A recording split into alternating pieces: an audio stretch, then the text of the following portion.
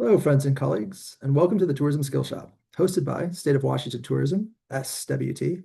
My name is Matthew Ozuna, and I am the Destination Development Manager at SWT. I will introduce today's webinar on tourism research methods with Blue Room Research and Visit Vancouver, Washington. Please use the chat feature in Zoom to say hello and let us know where you are zooming in from today. Feel free to share your comments in the chat and utilize the Q&A feature as well. My colleague, Marissa Petrovich, is helping with the webinar. She is the Industry Relations Coordinator at SWT. Marissa and I will do our best to organize and prioritize audience questions for the guest speakers near the end of the webinar. The Tourism Skill Shop is an industry educational program from State of Washington Tourism.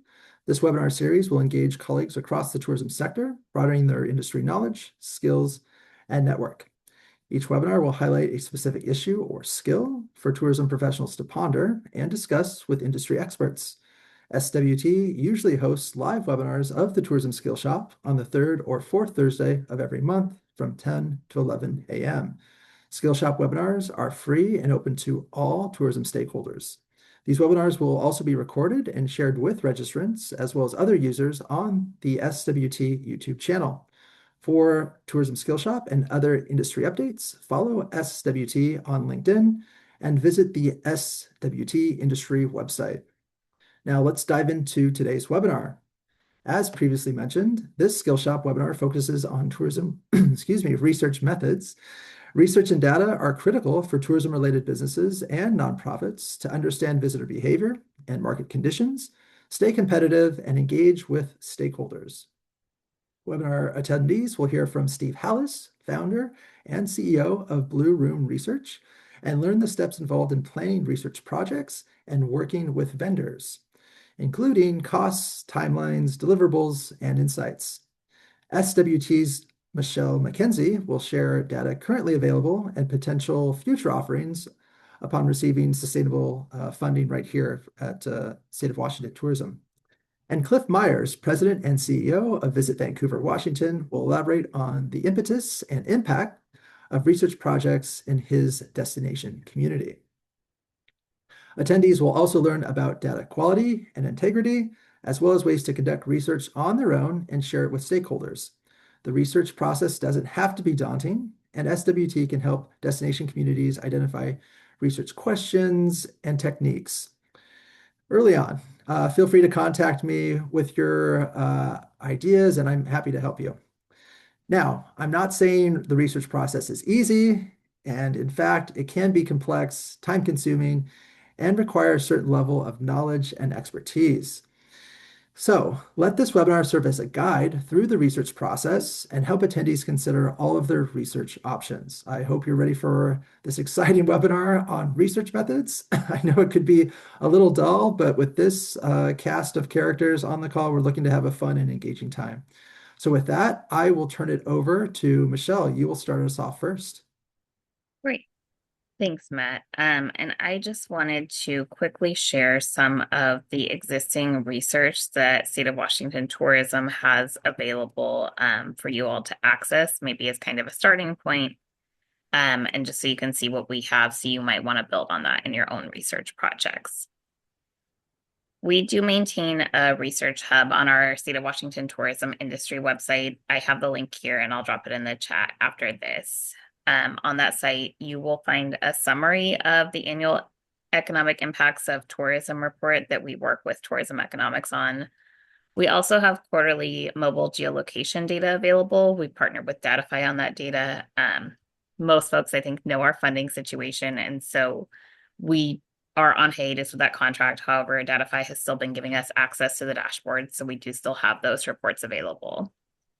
We also have some previous advertising effectiveness studies where we've worked with Focusrite on measuring the impact and effectiveness of our own advertising campaigns, and you can kind of see how those are driving folks to visit locations around the state. And then we also have some other kind of industry research that's available linked within that site. Outside of that resource, we do also share some information directly with our destination and DMO partners. We get monthly regional star reports that kind of show the breakout of hotel performance by our statewide regions. If you are a destination and you're not getting those reports, just shoot me a note and I'm happy to add you to our distribution list. And then we also shared the full tourism economic study and county level information that kind of breaks out visitor volume and spend and jobs by county with all of our destination contacts. Just as kind of a sample of some of the research we get, this is 2024 data. We will have 2025 data coming in next month. We saw 110.8 million visitors to Washington. Those visitors spent more than $25 billion in the state and generated 6.7 billion in tax revenues, which really help offset the household tax impact for every state resident. Tourism is also a major employer in Washington. It supported more than 153,000 jobs within the state. In terms of future research, we feel like we have a good baseline of research. That said, with adequate funding, there are some other things that I think that we would want to look at. Things like short-term rental data, really rounding out kind of the lodging picture, looking at re-engaging a mobile geolocation and spending data provider like a Datify, getting some additional data on our international visitors. We're able to get a little bit of that through tourism economics, but we'd like to have a clearer picture of who's coming, where are they going, their impressions. I think in the future, we would also like to look at more in-depth visitor profiles, potentially look at doing some resident sentiment surveys statewide and kind of how folks in different corners of the state feel about tourism, and also look at exploring things like quantitative data in potential new markets. How do folks feel about Washington? What do they know about us? What are some things that motivate them to travel? And with that, I'll just kind of share my approach and our approach to research and how we engage research. I think it's really important to start with what questions we're trying to answer and then look at how are those answers going to guide our work and our programs. As the state tourism office, we also really try to look at how can we provide value and information to our partners statewide that they might not be able to access otherwise. And that's kind of what I have to share. I will drop that link to our research hub in the chat, and I will hand it over to Steve Halasz to talk a little bit more in depth about research. Thanks, Michelle. Steve, I'll welcome you in. We have a good chunk of the webinar dedicated just to our conversation today. Like I said earlier, this can be pretty complex. It doesn't have to be, depending on the size and scope and knowledge and experience with research projects. So why don't we start from the beginning? Like, how should we start planning a research project? Yeah, thanks, Matthew, and good morning to everybody on the call. Thanks for being here. Yeah, I think what you just said is really, really important that you can't be scared of research, right? It's only as scary as you make it. And so the first thing that I would say in kind of planning a research process, step one is really being specific about what you want to learn. And I would say start as specific as possible. And if you think about around the state of Washington, a lot of the DMOs within the state spend a lot of marketing dollars in Seattle, for example. And so if you came to the conclusion of what you want to learn about those visitors, it's a very different question to ask. What do all travelers think about my destination versus what do visitors from Seattle think about my destination? And so understanding how specific to go and really understanding where your visitor is coming from to kind of start there. And so I would say start with really fleshing out what you want to learn and be as specific as possible. It's easy to go more general. It's very hard to go specific. So start as specific as possible, go from there. The second thing is why? Why do you want to know this information? What specific questions do you want answered? And most importantly, what are you going to do with that information? And this is really the biggest mistake that I see in the research world that I see a lot of both clients and vendors make is they ask all these questions and they want to know all these different things. They spend a bunch of time and money and resources on a project. But then when they get the data back on the back end, they get something that's interesting, but not actionable. And those two things can be very, very different. And so focus on the things that are actionable, the kinds of answers that you now understand you can affect a change within your DMO, within your community, upon your consumer, et cetera. And I'll give you a couple examples here.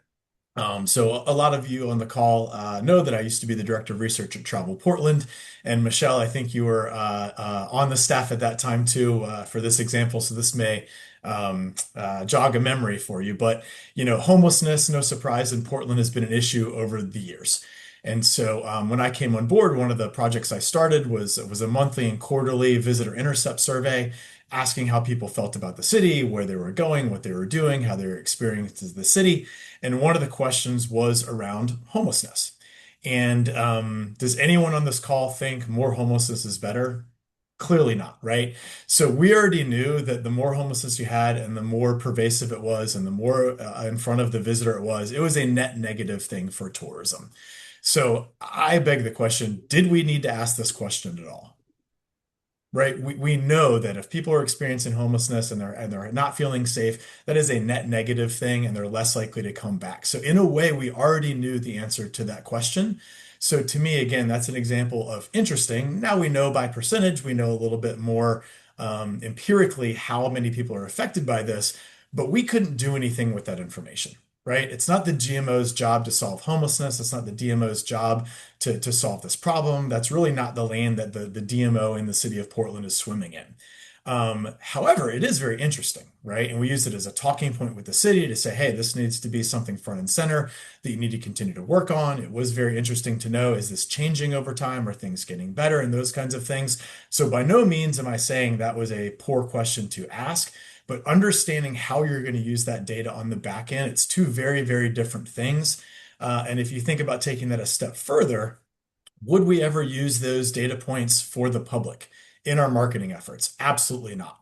There's no way Travel Portland is going to put in their marketing materials, only 60% of people felt unsafe when they were traveling at Portland this month compared to 70% last month, right?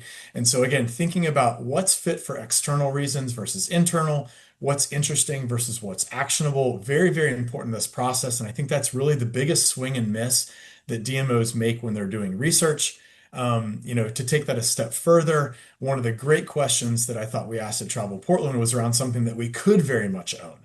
How did you find the signage, the wayfinding? Was it easy to get around town? These are questions that set yourself up to really actually influence, because if we found those answers were negative, that's very much in the DMO's wheelhouse, in their lane to go out and solve and fix the problem.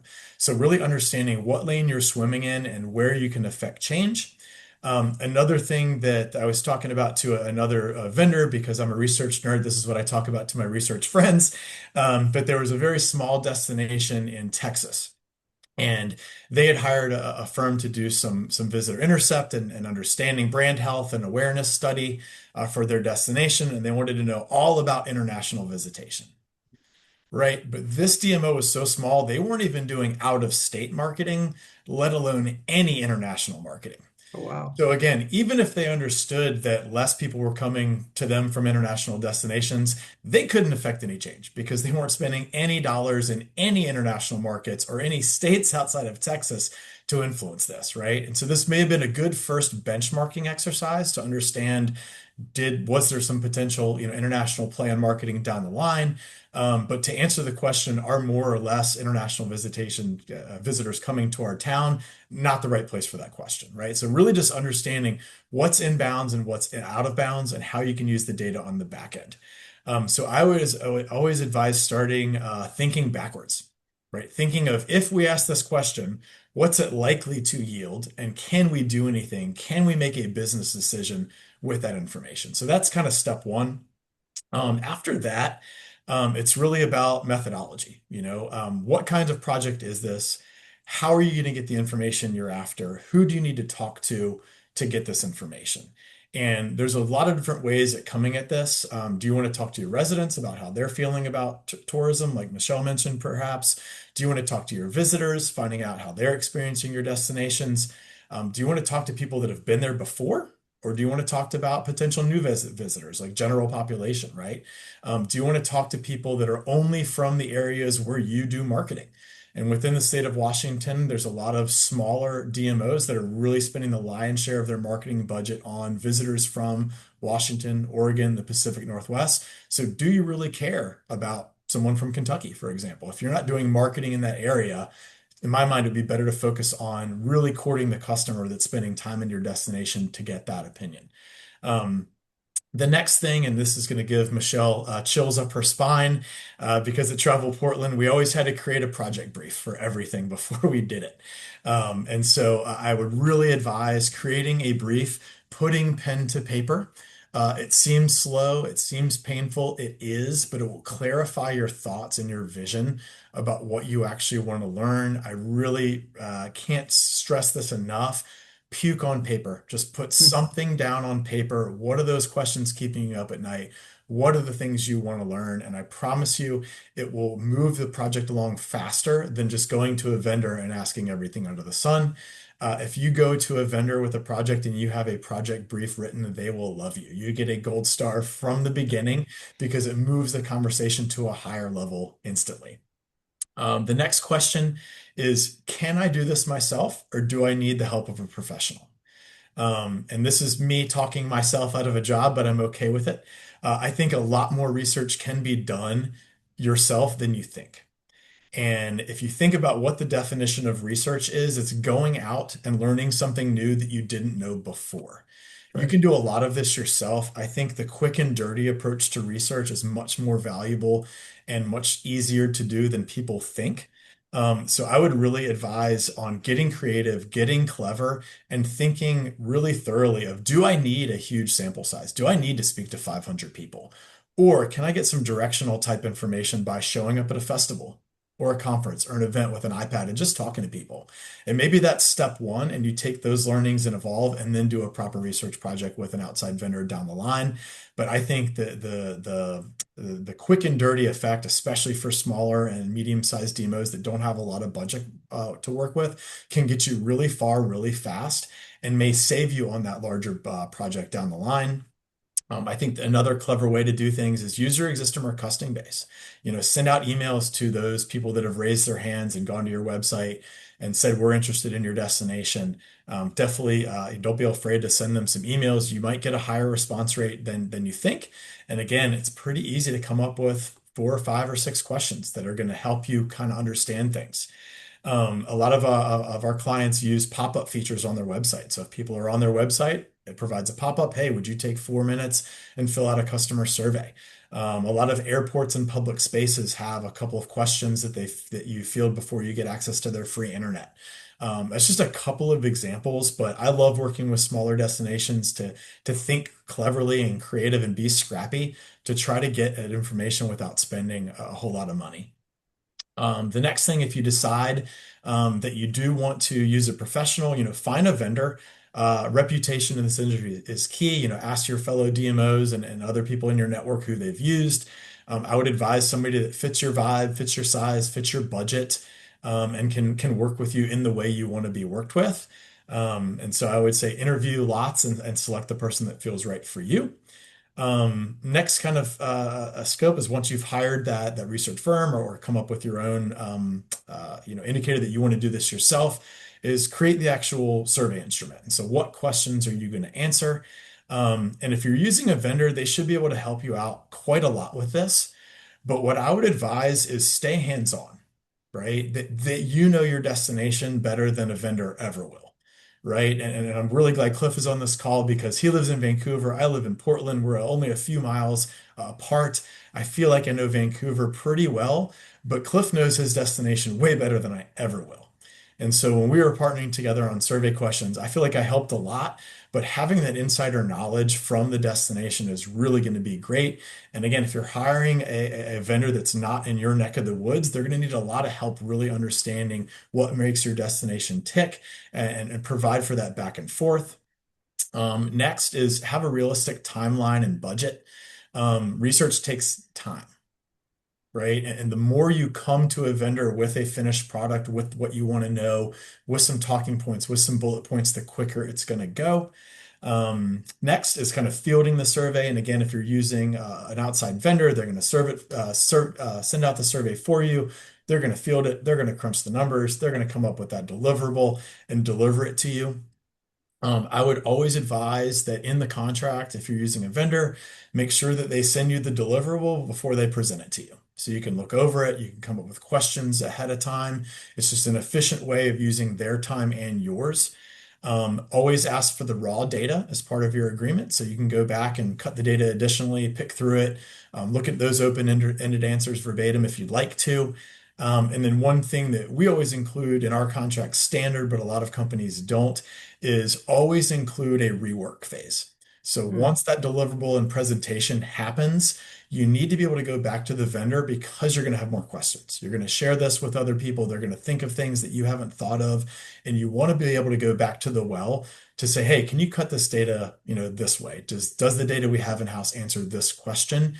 And it's one of those things where the more you share your project, the more input you're going to get, and that's net a very, very good thing. So I'd always ask for that rework clause as part of your Well, hey, contract. Steve, can I interrupt on that point too? I think that's really important with more eyes and questions and layers of oversight on this data because it could be skewed, right? What happens? You just talked about a survey. What happens if a certain segment of a population took this survey, same age, demographics, what have you, and the data was kind of surprising in a very odd way, right? Exactly. And you want to be able to go back and cut that data additionally and really dive in and understand that. And that's where a vendor is going to be very, very helpful to have that kind of neutral third party so you're not biased of, Mhm. this may feel weird or off, but maybe it actually isn't, right? Maybe that's normal what other destinations are hearing and that kind of thing. And that's the context and nuance that a professional vendor is going to provide is they've done this work across hundreds, if not thousands of destinations before, and they can help you come up with a question, but also understand the results and hopefully give you the so what. Here's what you do with this. Here's where you go next with this. Here's how other destinations that we've worked with have implemented this and used this data. So it's very, very important. For sure. Do you have another point or two, Steve, or should we move on to our That's next kind of question the in a process in a nutshell? nutshell, if you will. Yeah. And again, whether you're doing it yourself or a vendor, obviously the timeline, budget, all those things kind of come into play. But yeah, don't let it be as scary as you may think it is. And my main takeaway is ask specific questions to start and think about how you're going to use that data on the back end and make sure you're getting things that are actionable, not just interesting.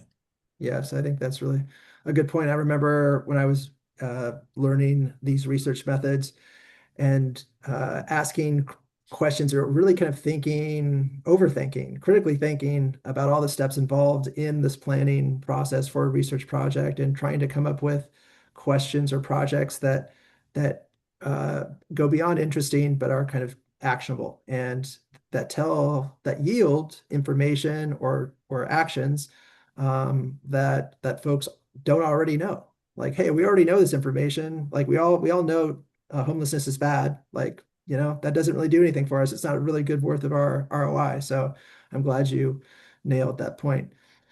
Let's talk specifically about types of research, techniques, for instance, surveys, interviews, focus groups, and qualitative versus quantitative. What can people do both on this call, or should they focus on one research technique over the other?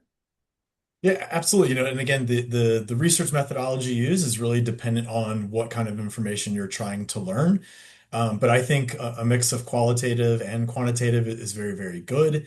There's a bunch of different types of research methodologies.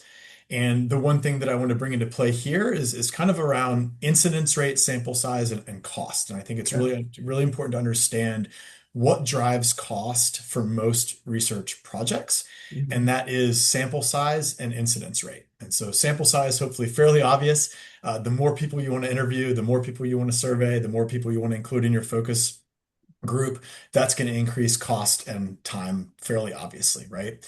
But I think a lot of people don't understand as well is incidence rate. And that's a fancy way of saying how often you find something in the general population, right? And so if you think about going to a research firm and saying, I can ask anybody on planet Earth this question. It's pretty cheap and easy to find somebody that can answer that survey, right? But if you want somebody who's female, it roughly cuts that population, the incidence rate, in half.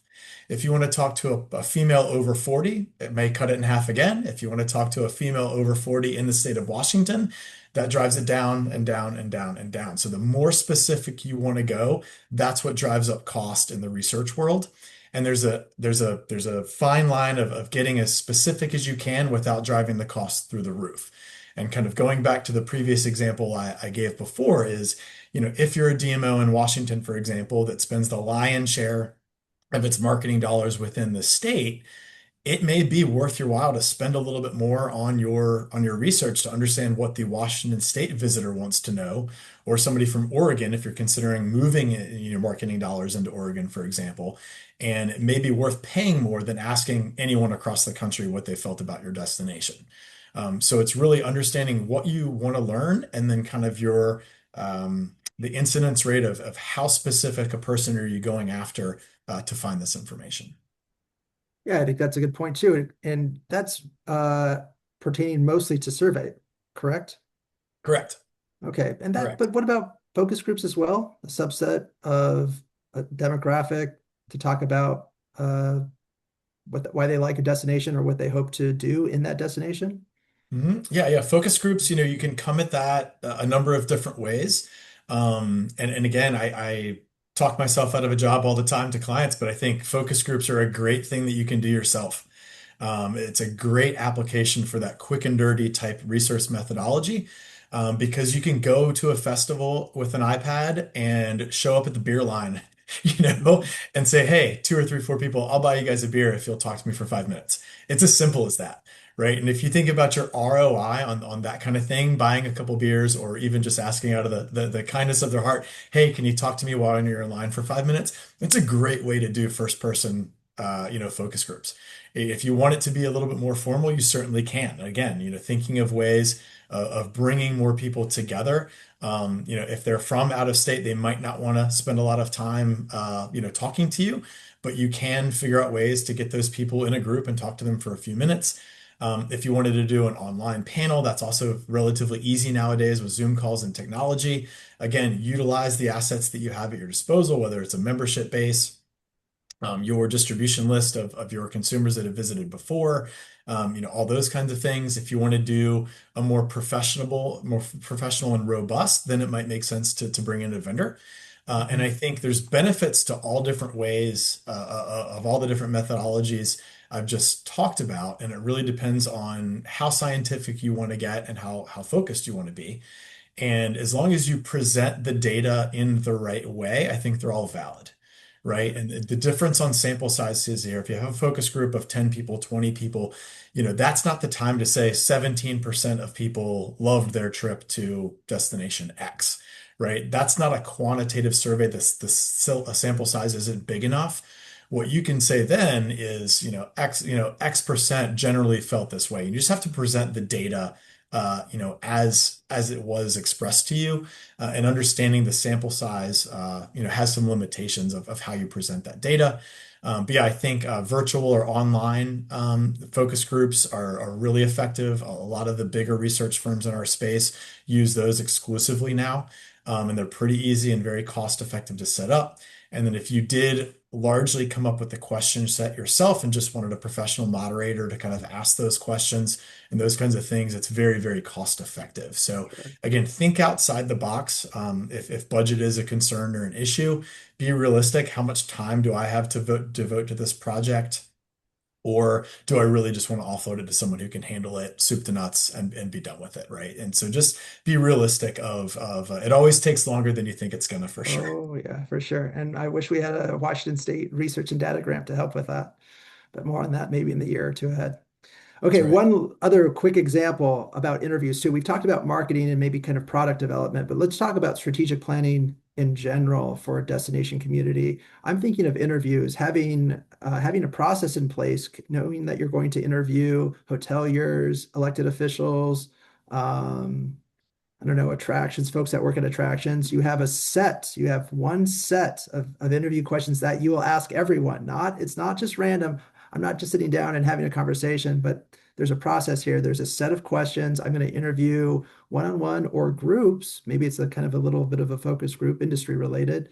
And then I can kind of gather all this information and I can kind of temper what folks tell me via the interview process with maybe a stakeholder survey. Is that a good way of thinking of going about kind of balancing this research, quantitative versus qualitative, and incorporating research, or excuse me, interviews into a research project? 100%. I think every DMO should be, engaging their stakeholders with those kinds of conversations in a little bit more formal type setting, Matthew. Most DMOs, their boards are made up of hoteliers, attractions, restaurateurs, those kinds of things. So the relationships already exist. And that would be my advice of lean on those relationships to, if the chair of your board is a hotelier, odds are he knows the other hoteliers in town and kind of lean on him to bring those people to the table to have those conversations. And so be efficient with your time. You don't need to necessarily cold call these folks. And that's the nice thing. And I think that DMOs typically do very, very well naturally that they don't realize is they have really good relationships. They own those relationships, and the people that are engaging with DMOs want to be involved. They care. 9 out of 10 will give you that time to come in a more formal Q&A type session and do that focus group anyway. And so I Mhm. think that's a really, really valuable relationship to leverage of getting that feedback, that information. And again, use that as a sales pitch of Mr. Hotelier, Mrs. Attraction Owner. We are doing this for you to serve you, right? This is not just something we're trying to learn. We are trying to help you. So spin it and sell it as this is a benefit to you. And people are somewhat selfish at the end of the day. If they realize it's going to help them, they're more apt to do those things for you. Well, that's okay. Just one more question, Steve, and then we'll move on to Cliff. And it looks like we have questions in the chat. Okay, so just tips and tricks. Let's talk specifically about surveys. You talked about ways to kind of incentivize participation. It's always a pain sometimes to get people, whether it's stakeholders or visitors, to take a survey. How do you incentivize good survey taking? Do you offer a prize? Right? And what does that do? What does that do with the data? Is there some kind of implicit bias that I'm only doing this because I want to win a prize? That also the length of a survey, right? I've kind of like gone toe to toe with some clients of mine and other tourism stakeholders about the length of a survey, an online survey versus an in-person survey. Why don't you give us in the last, minute or two of your section of this webinar, give us some kind of best advice for survey design and implementation? The shorter the better, right? Two Um, you know, minutes. 2 minutes is what I was told in grad school. 2 minutes is it. I think you can do more than that, but I think the stakeholder group is dependent on that, right? If you're talking to general public where you don't have any relationships, shorter is definitely better. If you're talking to stakeholders, they're more apt to engage because they have a vested interest. And so you can be a little bit longer, a little more lengthy, a little more detailed because they have that vested interest, you have that relationship, those kinds of things. But again, shortness is key. The shorter, the better. As far as offering incentives, unfortunately, that is a necessary thing to get people to take surveys most of the time. I don't think, this is my personal opinion, it overall really biases the survey because I don't think getting entered into a drawing for a prize or a small cash fee to tell your opinion of where you want to go vacation or what you thought about a destination or something like that is really going to get biased by the opportunity to win some sort of prize or gift. So I don't think that bias really exists as long as the questions are worded in an unleading and very ambiguous way. But yeah, I think it's a necessary thing, and there's kind of multiple schools of thought here. A drawing for a big prize or a small per complete type way. Those are the ways that most vendors structure the incentive plan. Both of those are great because it allows you to control your costs. Okay. If you only have $1,000 to use, you can either pay, buy an iPad for $1,000 or whatever they cost these days and do a drawing at the end for all the completes and one person wins it. Or you can do, $10 for 100 completes, and that way you understand your costs. So there's a way to control your costs. But yeah, if you're going out to the general public, incentives are absolutely the way to go. If you're going to stakeholder groups, I would really shy away from it. And most DMOs have those relationships where hoteliers, attractions, restaurateurs, retailers in their area have a vested interest. And as long as you make it convenient, make it easy, make it relatively brief, I don't think you should Yes. offer an incentive there typically. I agree. Okay, great. Because when I started this work, it was always like, hey, excuse me, do you have 2 minutes of your time? This will help us with X, Y, or Z. And by the way, there's a prize at the end. That you kind of lead with that. Then you have a survey, kind of like you said earlier, with specific questions. Hopefully, the shorter the better. And then your take on online versus in person. What advice would you give? I'm sure a lot of people use SurveyMonkey here, or maybe show up to an event and do a visitor intercept. What advice would you have for surveys online versus in person? Yeah, I think each serves their purpose, and I think by um, the nature of the medium, you're going to understand different levels of depth from each, right? So if you do an online survey, it's going to be more quantitative. People aren't apt to take a long time to answer open-ended question. It's going to be kind of bullet points and that kind of thing. And that has its place. It's very valuable, as do focus groups where you can ask follow-up questions and really get to the heart of the matter. And you're not Exactly. tied to that surface level tier one type question. You can really follow up and drive home. And so again, in a perfect world, we'd be doing research with a large sample size online or through survey online, and then a smaller in person to flush out those Okay. questions. And, Yep. and in my mind, in a very perfect world, we do that online first, get the results, understand where we need to flush out, how we need to change questions. Then we take it to a focus group and really hammer out those details and really get that depth and color. And again, Excellent. it's all about medium, right? We all know through our own personal conversations, right? If you want to have a really detailed conversation, text is not the medium, right? It's easier to hop on the phone for 5 minutes than it is to send 27 emails back and forth. So just understanding the medium you're working with and approaching the depth of question accordingly. Excellent. Well, thanks, Steve. I'm going to give you a little break. Well, unless you want to stay on and have this conversation with Cliff. I know Cliff contracted with you for one or both of these surveys. Two. Okay, so Yeah, a resident sentiment and a visitor survey. Is that right, Cliff? Okay. absolutely. Yeah. Wow. Why don't you tell us how these came about, which one came first, and eventually their impact on the community or your Yeah. tourism stakeholders? Yeah, absolutely. Thank you for the opportunity to be here. And hello and good morning, everybody. I wanted to start with a quick apology. I think they're paving Main Street like right outside my door here, so it might Oh be a little bit no. loud while I'm speaking, and I apologize for that.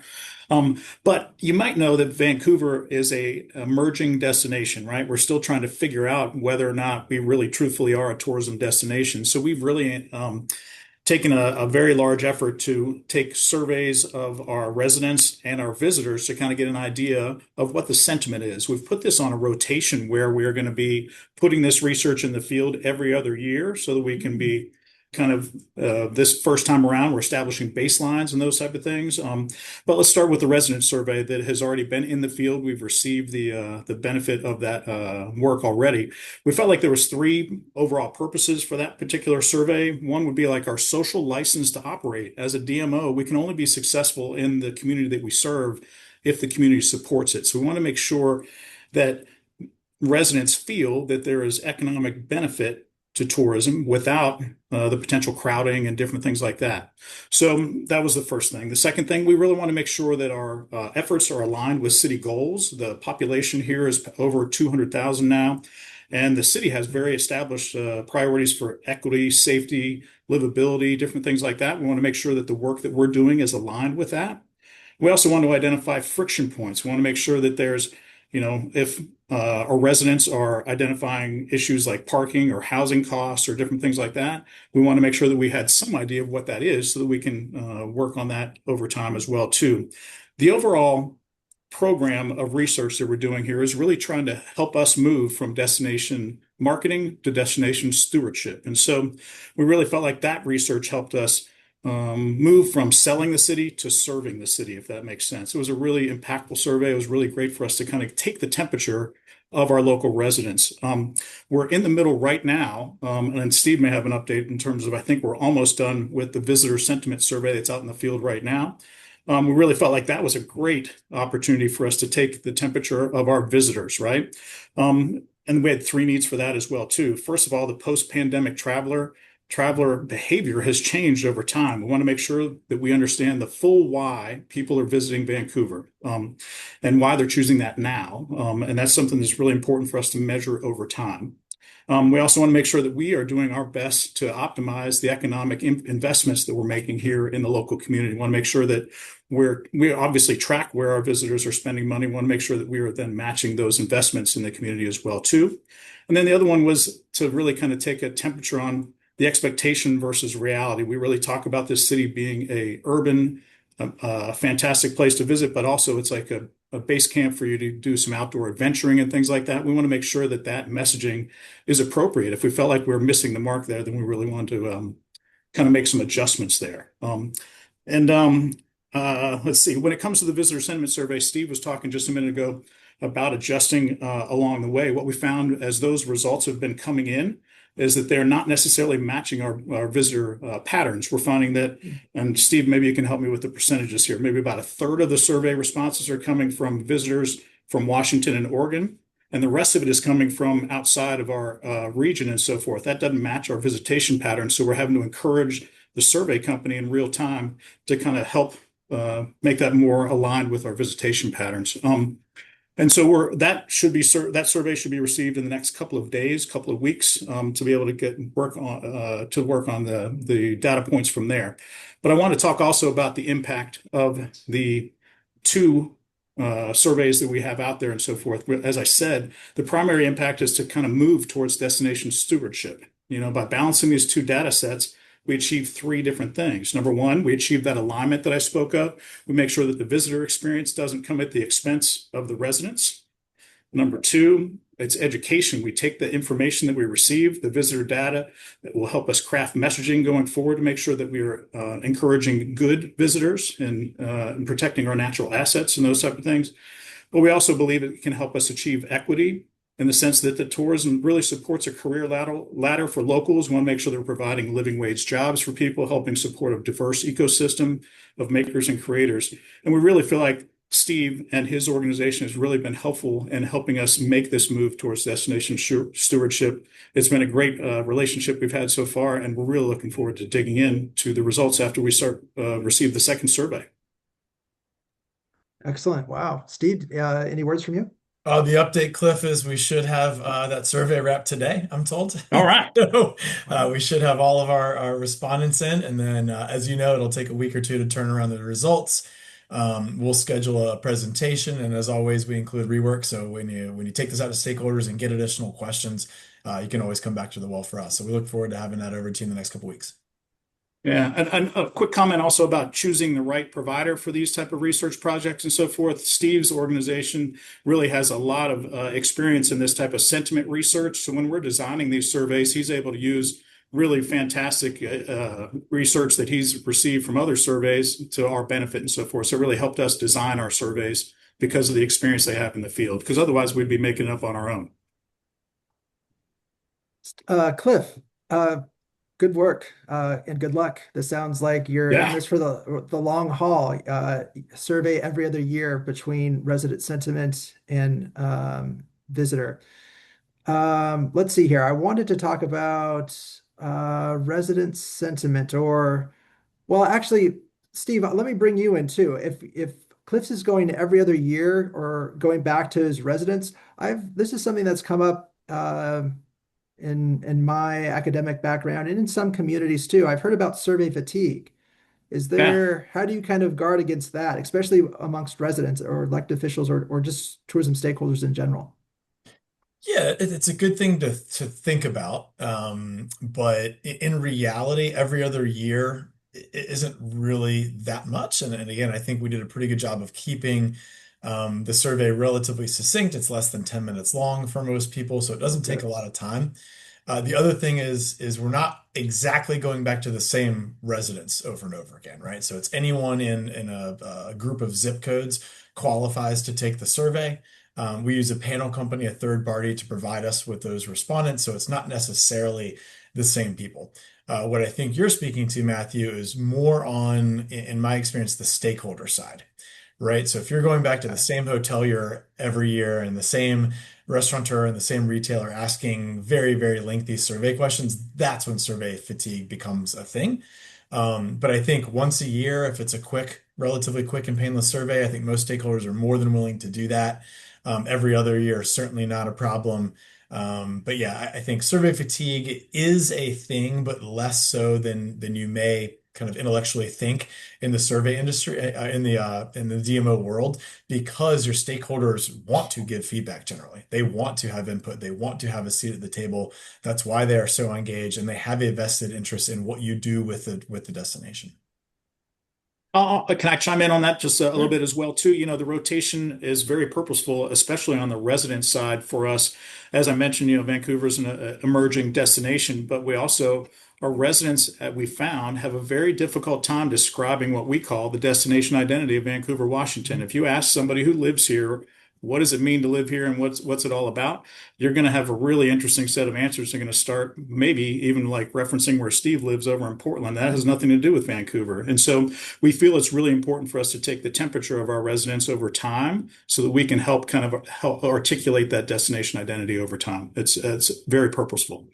Yeah, Smart. that's the nice thing about using a consistent vendor is they're going to be able to build out trend lines over time. And so in a perfect world, you'd be able to partner with a vendor over the long time. And I think most vendors like those long-term relationships because you can compare year over year over year results and really scrub in with that destination. So each time we're going to run the survey, we're going to ask some of the same questions, but we're going to take the learnings from the previous one and up our game and ask different and more nuanced questions as we go. And we'll also have trend lines that we can build out over time. So Cliff can point to what he's done in the destination and how that's moved it with the stakeholders and residents. Excellent. Cliff, going back to you, you mentioned a surprise in the data, an insight.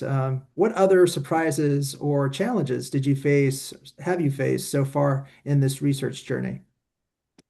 We've only got the results of the resident survey. One thing that caught us, I would guess, off guard is we all felt we have a waterfront development here in Vancouver. It's really fantastic and it's new and it's very popular.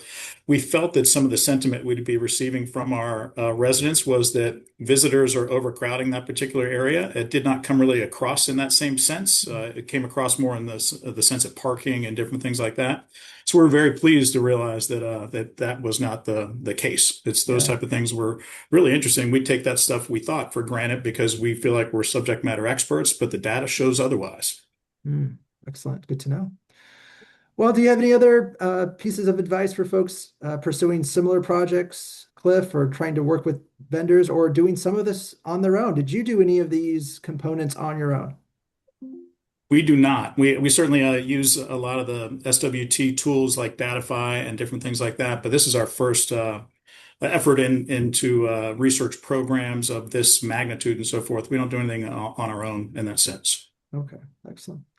Well, thanks, Cliff. Steve, Absolutely. Michelle, I'll bring you all in. We just have maybe a minute or two before we turn it over to questions from the audience. I know there's some in the chat, but I think this is a good one for Steve, Michelle, and Cliff. It's and maybe others on the call too from DMOs. How would you share large or complex research and data with the press or a wide range of tourism stakeholders? I'm thinking kind of board members, elected officials, things like that. I know we talked about this. It can be complex, but is there a way to kind of drill down to the very basics and not kind of overwhelm people with the technicalities of the work that we do in this space? I can kick off with that, and then Steve and Cliff can maybe share their own thoughts. Something that I would say is an insight that I kind of took from our CEO is to lead with the soundbite. So you kind of want to think about, what do I want people to take away from this? If they're explaining this to somebody else, what's that like one sentence that I want them to remember? Start there, and then I think you can dig into the details and the methodologies and be ready with that information. But that's kind of how I try to approach that. Smart. Cliff? Mine might be along the lines of education. I think of it's really important for me to be able to explain to a local elected official, let's say, did you know that the visitor economy brings $104 million worth of state and local taxes every year? And did you also know that our residents feel like we really need to focus on safety and security and different things like that? It helps me have those kind of educational opportunities where you can bring those data points directly in there rather than like giving them a report or different things like that. We certainly do those type of things with our board and other very interested in stakeholders. We've got a partner hub that they can log into to see that type of stuff if they want to. But I find it helps me with just overall conversation and education over time. Mhm. Steve, any thoughts on that? I would just second what Michelle said. I think it's so important. I've heard this said in my space before. Research, you need to focus on direction, not decimal points, right? And so when Nice. you're Well talking, said. especially to Yeah. the press, does it matter that 75.6 or 77.8% of the people agreed with this statement? No, say the most, right? And so keep it a little bit higher level than you may think, because people will get confused and lost with the wrong details. And the takeaway is most people agree with the statement, not the actual percentage. So think about that soundbite, to Michelle's point. I thought she said it perfectly. Excellent. Okay. Last question before we turn it over to the audience. And this one, I think I saw it pop up earlier in the webinar. It has to do with artificial intelligence and what impact that's having on research and data and the industry at large.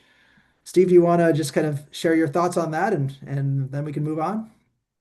I think AI has a limited role in research. I think it's great at certain things and should not be used at all in others. I think it is great for helping you brainstorm. What should I think about? What kinds of questions should I ask? Coming up with a question set. What am I missing? There's lots of other surveys online that it can pull from that you wouldn't know to find or get. And if, for example, San Diego Tourism Authority has, this survey published online, it can go track that down and pull some great question ideas for you. And I think that's the absolute way to use AI is to brainstorm, to get things rolling, to help you better and more articulately verbalize your questions, things like that. The new thing that I've been hearing a buzz around is actually letting AI take surveys and relying on that for survey responses. And please don't do that. I think you're only getting yourself in trouble. It's not yet a legitimate way of doing research. And I think you set yourself up for lots of questions from stakeholders and just lots of opportunities for mistakes. So I would use it on the front half of the survey for sure. If you wanted to help use your analysis in Excel, there's a lot of tools that can help you cut and triangulate data and look at different ways of looking at the data. But as far as actually using AI to replace a human person for a focus group, a survey to fill out, please don't do it. Sure. I agree. Good point. Okay. Marissa, I think I'm going to turn it over to you. We have a few minutes left for Q&A with the audience.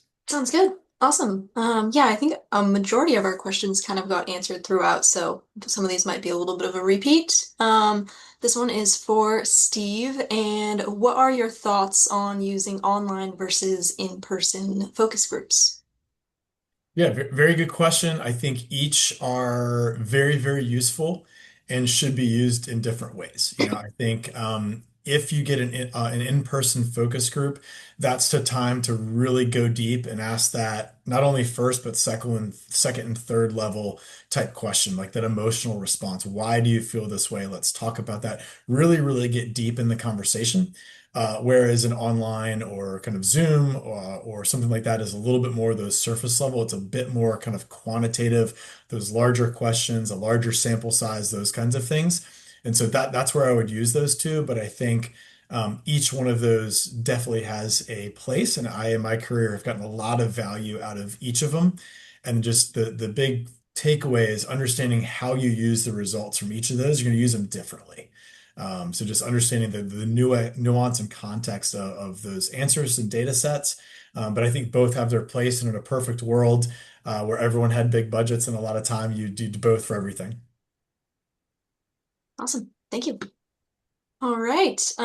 This one is kind of along some similar lines. So what are the methodologies for resident and visitor surveys and sample sizes? Sample sizes, yeah. Yeah. So oh, go ahead, Cliff. Oh no, see, that was I was going to let you oh, take that one because you understand the scientific yeah. methodology behind it better than I do. Yeah. So for both of these, we did online surveys. And so we set up specific screening questions. So, for example, for the resident sentiment, they had to live in certain zip codes, which are obviously in greater Vancouver. So we wanted to make sure it was a resident. They had to be of a certain age. I think we set another screener question if you had to live there for a certain amount of time, so it wasn't somebody who just moved to town yesterday, that kind of thing. And so, again, to keep costs down, we didn't want too many screening questions because that affects incidence rate. With the visitor survey, we wanted, to Cliff's point before, a mix of uh, what I'll call target market respondents. So, the lion's share of visitation to Vancouver comes from Oregon and Washington. So, we wanted to over-index on those respondents because that accounts for most of the visitation. But we also wanted that national perspective because someone coming from far away, truly seeing the Pacific Northwest, maybe for the very first time, is going to have a different opinion, a different experience than someone from, Bend, who's been there multiple times, who's familiar with the area, those kinds of things. So that's a little bit of a squishy answer, but that's kind of understanding your client, the goals of the actual survey itself to kind of set those. So hopefully kind of that answers that part of the question. Then as far as sample size, we really wanted, several hundred responses. That's something that there is diminishing marginal returns, right? So you need a certain sample size to get a good respondent group, a good, variety of responses. But at a certain point, every dollar you spend after a certain point doesn't really get you that much, right? So we kind of set it around 250 to 300 responses, I believe, something in that neighborhood for each. And to me, that's a really good size, especially for the size of Vancouver, right? So it's a pretty good representative sample. The other thing we did to help with that was a mix of multiple choice type questions with open-ended type questions, right? And so some of the questions were more quantitatively based, but we also included some open-ended ones so we could really run with it and let people truly answer a question open-ended. And I think that also got us some ahas. Whenever you do this kind of work, the lion's share are going to group together. But you get some out of right field ones that are really clever and interesting and make you think and those kinds of things. And that's where that sample size does come in. You want it to be big enough to get those kind of wild card responses, if you will, to really make you think of, wow, we never thought about doing this or viewing it through these eyes, or even if it's a one-off, it kind of gets you thinking on, hey, there are people that think this way. Is there a there kind of thing? Thank you, Steve. Well, great. Marissa? We have a couple more minutes, and I just thought that Guy brought up a really great kind of brainstorming question, and I wanted to pose it to Cliff, in terms of overall the surveys. What business decisions are you kind of hoping that this information helps you make? And just kind of overall talk about what drove you to do this. I know we went over it a little bit, but I saw that and thought it would be helpful for all to hear. Yeah, I think it's a great question, Guy, and I think it really does go back to what one of the things that Steve was saying is you start with the end first. What are you trying to get out of it? Is should be one of your very first considerations. And as I mentioned, I think ours was really to try and take the temperature of these two audiences for the first time, and then really get to work in terms of what we find out. I think that's probably the short version of that. But I think it's really important to really have an idea of what you're trying to find before you go and get started, I guess. Awesome. So do we have time for one more, Marissa? Can sneak one more in. Yeah, I think most of them we did answer. I know I wanted to call out there was one answered in the chat about our information on the SWT website and if who's able to access that and where that is. And anyone is able to access that. I'll put the link in the chat as well, but just wanted to call that out really quick. All right. Well, thank you, Marissa, and thank you, panelists, and thank you, attendees. I hope you got a lot out of this webinar on research methods in the tourism sector. Stay tuned. We'll be back next month for another edition of the Tourism Skill Shop. And if your questions didn't get asked today, feel free to follow up with these panelists via email. I will send a link to the recording as well as their email addresses and Michelle's slide in a day or two. So thank you so much, and we hope to see you again soon. Cliff, I know you got to run.